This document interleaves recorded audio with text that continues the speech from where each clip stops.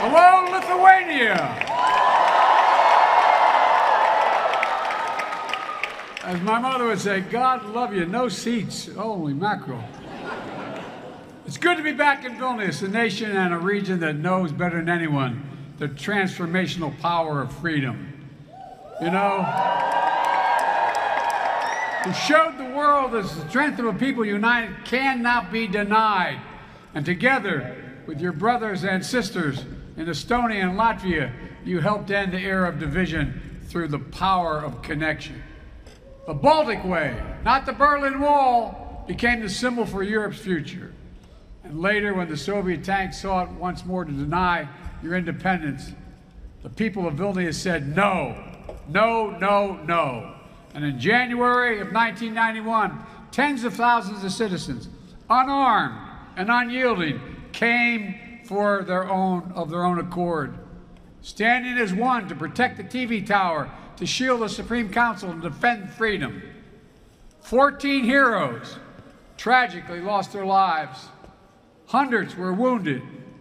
But the whole world saw that decades of oppression had done nothing to dim the flame of liberty in this country.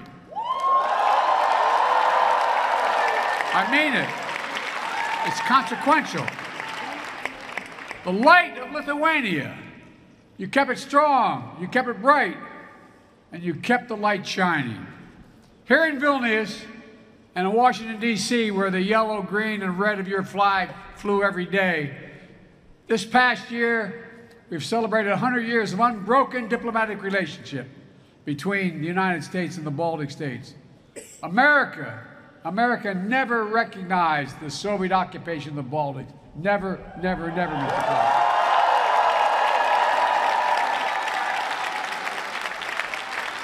And besides, you got a great president.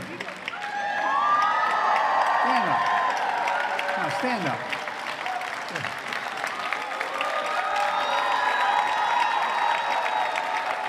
As your president can tell you, the bonds between Lithuania and the American people have never faltered. And just 7 months after the bloody January crackdown, the first foreign visitor to have their passport stamped here in Lithuania with visas to this new reborn state were a plane load of Lithuanian Americans from Chicago, Illinois. Oh. And their families are still proud of that. Los Angeles came after that. A lot came after. Look, many aboard that plane had fled Lithuania during the early years of Soviet oppression and marveled at their return to this independent state. One of them told reporters, quote, "This day is like a resurrection for us. This day, Father, is like a resurrection for us." That's what the quote was, for real. That's the feeling. And it was. A resurrection that quickly became a revelation. And a nation which stands today as a stronghold of liberty and opportunity. A proud member of the European Union and of NATO.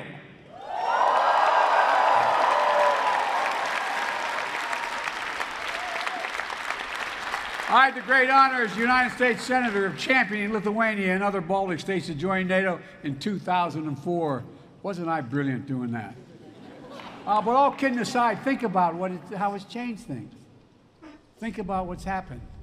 Now, over the last few days, as President of the United States, I had the honor of participating in an historic NATO summit hosted by Lithuania, where we welcomed NATO's newest ally, Finland, and reached agreement to bring Sweden into the alliance as soon as possible.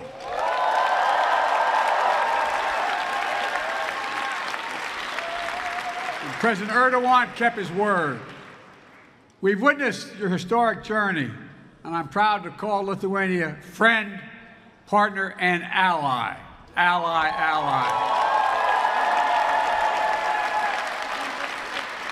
Soon, NATO will be the 32nd freestanding, have 32 freestanding members standing together to defend our people and our territory. Beyond all the rest, bound by democratic values to make us strong, and by our sacred oath that an attack against it is a sacred oath. Attack against one is attack against all, because each member of NATO knows that the strength of our people and the power of our unity cannot be denied.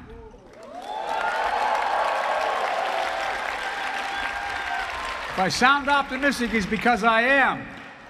Today, our alliance remains a bulwark of global security and stability, as it's been for more than 7 decades. NATO is stronger, more energized, and yes, more united than ever in its history. Indeed, more vital to our shared future. It didn't happen by accident. It wasn't inevitable. When Putin and his craven lust for land and power unleashed his brutal war on Ukraine, he was betting NATO would break apart. He was betting NATO would break. He thought our unity would shatter at the first testing. He thought democratic leaders would be weak, but he thought wrong. Faced with the threat,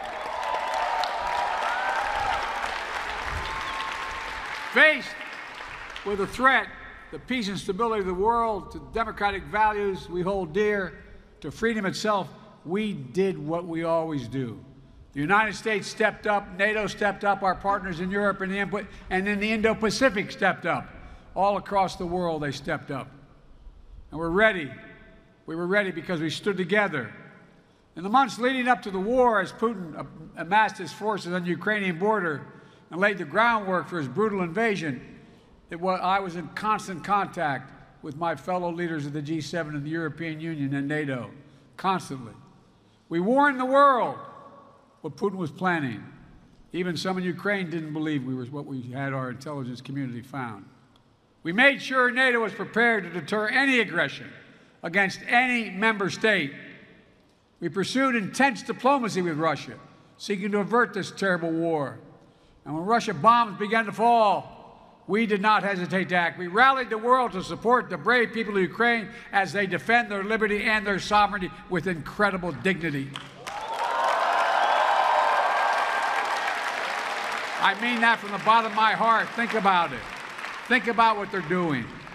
After nearly a year and a half of Russia's forces committing terrible atrocities, including crimes against humanity, the people of Ukraine remain unbroken. Unbroken. Ukraine remains independent. It remains free. And the United States has built a coalition of more than 50 nations to make sure Ukraine defends itself both now and is able to do it in the future as well. Since this war began, I've stood with President Zelensky, as I just spent about an hour with him, both in Washington, in Kyiv, in Hiroshima, and now in Vilnius, to declare to the world what I say again: we will not waver. We will not waver. I mean that. Our commitment to Ukraine will not weaken. We will stand for liberty and freedom today, tomorrow, and for as long as it takes.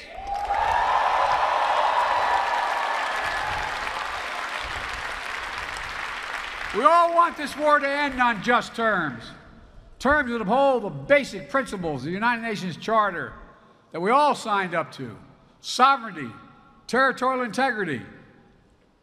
These are 2 pillars of peaceful relations among nations. One country cannot be allowed to seize its neighbor's territory by force. Russia could end this war tomorrow by withdrawing its forces from Ukraine, wrecking its international borders, and ceasing its attacks on it, its inhumane attacks on Russia, by Russia on Ukraine, against its children, women and children, its military. Unfortunately, Russia has shown thus far no interest in the diplomatic outcome. Putin still wrongly believes that he can outlast Ukraine. He can't believe it's their land, their country, and their future. And even after all this time, Putin still doubts our staying power. He's still making a bad bet that the conviction and the unity among the United States and our allies and partners will break down. He still doesn't understand that our commitment, our values, our freedom is something he can never, never, ever, ever walk away from. It's who we are. I mean, it's who we are. It's who we are. Throughout this horrific war, the people of Lithuania, together with our Baltic brethren, have been among the most fierce champions of Ukraine's right to a future of its own choosing, one that is free, because you lived so long with freedom denied. Many of you who are older know better than anyone how precious the right to determine your own future is. Precious to people everywhere, everywhere. Not just in Ukraine, but Belarus, Moldova, Georgia, and all the places around the world where people continue to fight to make their voices heard. So my message to all of you tonight is keep it up, keep it going. Keep reminding the world of hope that Lithuania embodies, and that's what you embody, hope in this country. Oh, I really mean it. I'm not joking. I mean this sincerely. We must never forget how much this matters, and never, never give up on a better tomorrow. The defense of freedom is not the work of a day or a year. It's the calling of our lifetime, of all time. We are steeled for the struggle ahead. Our unity will not falter, I promise you. Woo. Folks, as I look around the world today at a moment of war and peril, a moment of competition and uncertainty, I also see a moment of unprecedented opportunity. Unprecedented opportunity. Opportunity to make real strides toward a world of greater peace and greater prosperity, liberty and dignity, equal justice under the law, human rights and fundamental freedoms, which are the blessing and birthright of all of humanity. That is the world the United States is working toward. And it's one we'll only reach if we do it together. And I mean together. We need to take the same spirit of unity, common purpose, determination that we've demonstrated in our response to Russian aggression in Ukraine and bring more partners along as we continue working to build a world we want to live in and a world we want for our children. My friends, at the most fundamental level, we face a choice. It's not hyperbole. We face a choice. A choice between a world defined by coercion and exploitation, where might makes right, or a world where we recognize that our own success is bound to the success of others. When others do better, we do better as well. Where we understand that the challenges we face today, from the existential threat of climate change to building a global economy where no one gets left behind, are too great for any one nation to solve on their own. And that, to achieve our goals and meet the challenges of this age, we have to work together. And I mean this sincerely. The world's changing. We have a chance to change the dynamic. That's why I've been so focused as president on rebuilding and revitalizing the alliances that are the cornerstone of American leadership in the world. These past years, we brought the transatlantic partnership to new heights, reaffirming the importance of the relationship between Europe and the United States as an anchor to global stability. The idea that the United States could prosper without a secure Europe is not reasonable. We've also elevated it. It really isn't. Not a joke.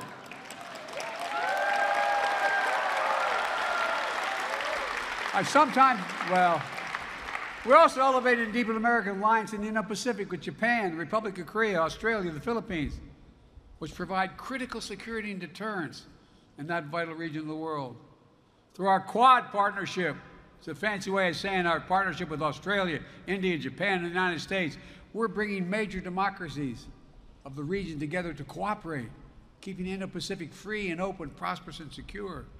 We've demonstrated during this NATO summit, with Indo-Pacific partners joining us for the second year in a row. We're working to deepen connections between the Atlantic and Pacific democracies so that we can better work together toward the shared values we all seek. Strong alliances, versatile partnerships, common purpose, collective action to meet our shared challenges. The world has shrunk.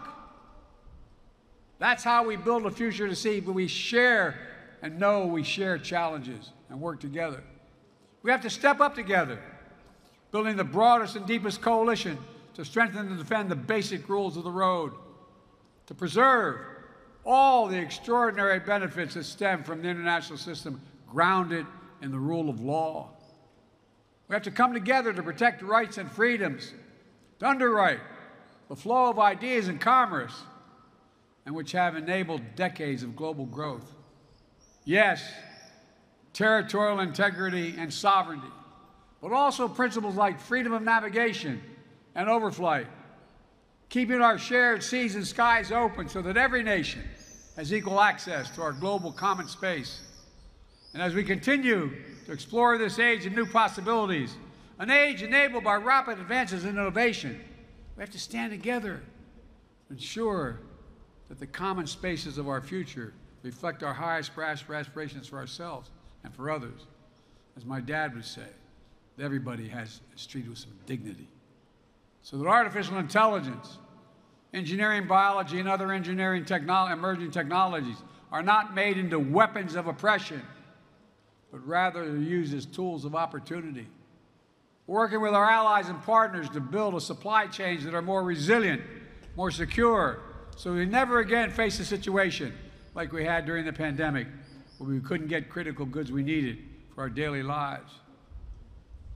You know, we all must summon the common will to actually address the existential threat of accelerating climate change. It's real. It's serious. We don't have a lot of time. It is the single greatest threat to humanity. It's only by working together that we'll prevent the worst consequences of climate change from ravaging our future and that of our children and grandchildren. We also have to recognize our shared responsibility to help unlock the enormous potential that exists in low and middle income companies around the world, not out of charity, but because it's in our own self-interest. We all benefit when more partners stand together working towards shared goals. We all benefit when people are healthier and more prosperous. And that's not, again, hyperbole, it's true. We all benefit when more entrepreneurs and innovators are able to pursue their dreams for a better tomorrow. You know, so we need to update our tool set to better address the needs of today in this interconnected world. A world where climate disasters, pandemics, conflicts, spill over borders, make it harder to address the challenges of poverty and instability that hold so many people back. That's why the United States is leading an effort to transform the multilateral development banks, like the World Bank, help them better address the global challenges while enhancing their core mission of reducing poverty and boost shared prosperity. We're all working together with our partners in the G7 to address the enormous needs for high standard infrastructure around the world, especially in low and middle income countries in Africa, Latin America, and Southeast Asia. It's a statement about the world we want to build together. Ladies and gentlemen, we stand at an inflection point in history, where the choices we make now are going to shape the direction of our world for decades to come. The world has changed.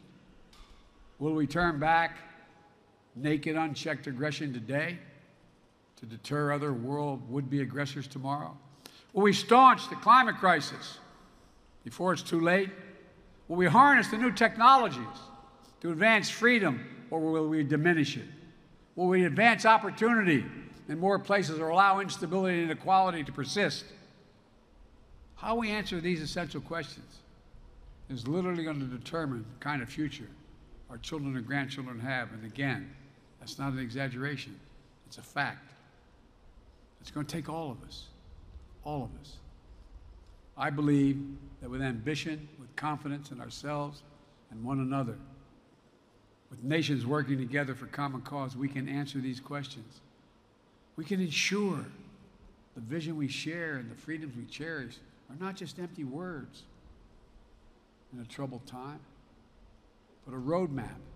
I mean this literally, a roadmap, a plan of urgent action toward a future we can reach, and we'll reach if we work together. Folks, the road that lies before us is hard.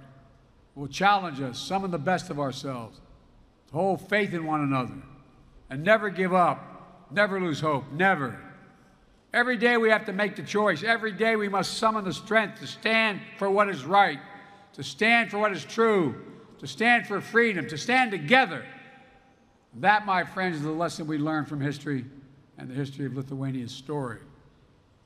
You know, it's a lesson we see demonstrated each day, and it will determine what Ukraine looks like. And it's how we're going to work, how we rewrite the future of peace and hope, justice and light, liberty, possibilities for everyone, everywhere. Folks, some have heard me say to my country many times, never, ever in my entire career been more optimistic about the prospects of the future. Never. So let me just say thank you for taking the time to be here to listen. God bless you all, and may God protect the freedoms of the protectors of freedom in Ukraine, here, in every nation of the world, everywhere. God protect our troops. Thank you.